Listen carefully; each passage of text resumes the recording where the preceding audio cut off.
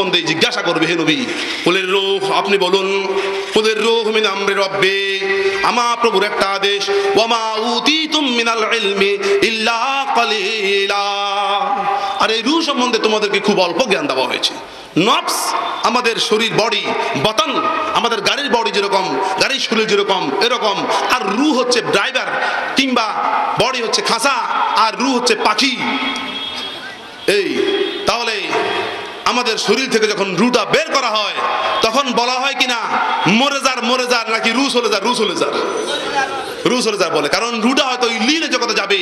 যারা আবরার, যাদের ভিতরে নমনীয়তা রয়েছে, যারা আল্লাহর কথা মানতে ইচ্ছুক, নবীর পথে চলতে ইচ্ছুক, আল্লাহওয়ালা ব্যক্তিদেরকে সম্মান করতে যারা জানে, তাজিম তাকরীর করতে যারা জানে, ওই সমস্ত ব্যক্তিরা আবরার। আর আবরারদের রূহগুলোকে আল্লাহ রাব্বুল আলামিন ইল্লিন জগতের জন্য কবুল করেছেন। সূরা মুতাওয়াফফিফুন খুলে দেখেন, 30 পারা পাবেন। ইল্লিনের জগৎ এমন একটা জগৎ যে জগতের সাথে 8টা জান্নাতের সম্পৃক্ত, 8টা জান্নাত সম্পৃক্ত ওই ইল্লিনের জগতের সাথে।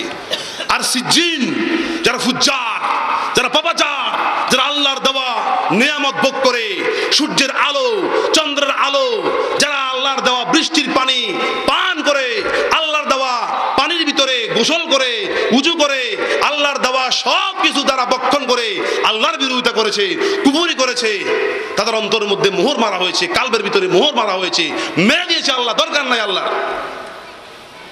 এই সমস্ত ব্যক্তিরা হচ্ছে ফুজ্জার, তাদের গুনাহগার, তারা নাফরমান। আর এই নাফরমানদের সম্পর্ক হচ্ছে সিজ্জিনের জগতের জন্য। নাউযুবিল্লাহ মিন যালিক।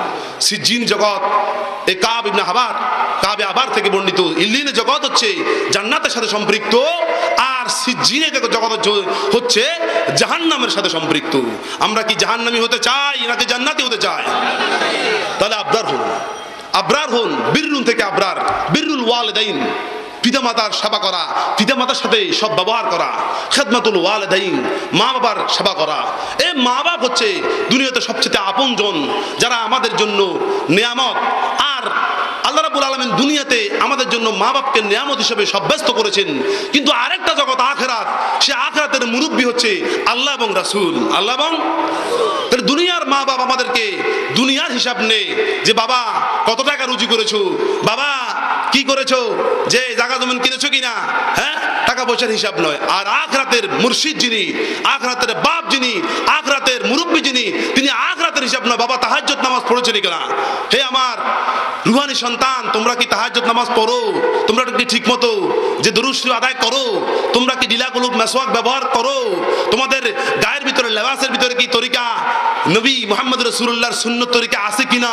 তাহলে যে সমস্ত মুরব্বীরা, যে সমস্ত মুর্শিদ কেবলারা, যে সমস্ত পীর মাশায়েখরা, যে সমস্ত যে আপনার ওস্তাদেরা আখিরাতের খবর নেয়, এরা হচ্ছে দুনিয়ার মা বাপ থেকে উত্তম। তালেবুল উকবা মাসউদুন।